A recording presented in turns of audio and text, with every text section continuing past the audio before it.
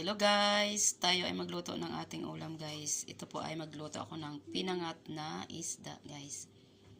Ito ay ang isda nito ay sa amin ay sa Ilonggo ay gusaw. Ito naman ang aking mga sangkap guys. Iko na dito guys ang aking kamatis. Isahin natin dito guys. Tapos ang onion. Wala ako guys ang tawag yun. Luya powder ang gamitin ko guys. Lagay na natin ang isda. Isda natin. Ayan, ang isda. Ano sa inyong tawag nito sa isda nga guys? Sa amin ay gusaw. Hindi ko alam sa inyo kung ano ang tawag sa inyo yan. Mama, where's the child? Sunod, ilagay natin uli ang mga naiwan nating guys, ating panakot. Sa Ilonggo, panakot.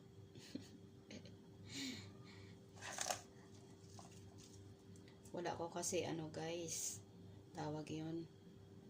Lagyan na lang natin ng powder, luya na powder guys.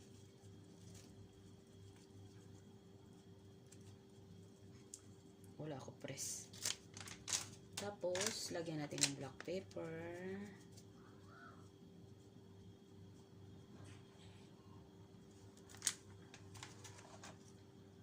Lagay natin dito guys.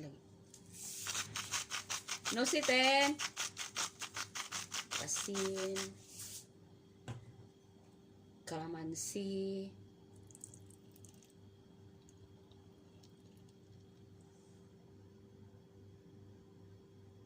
Tapos, lagay natin ng tubig guys.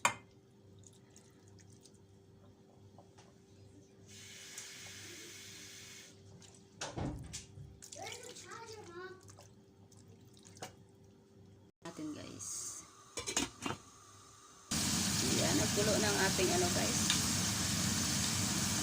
Paborito to ni Aiten guys. Pinangat na isda. Paborito ni Torka.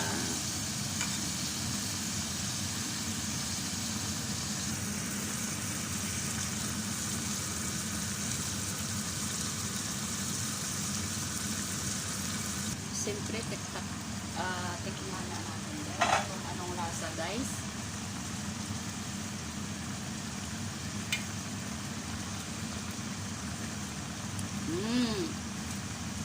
Yummy, yummy. Sarap, sarap.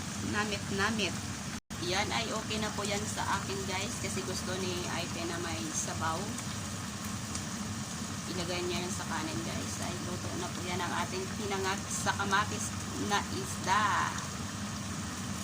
Nakaluto na ba kayo dyan guys ng inyong ulam?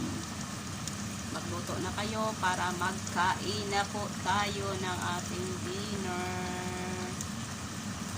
Yan ang sarap ng ating ulam.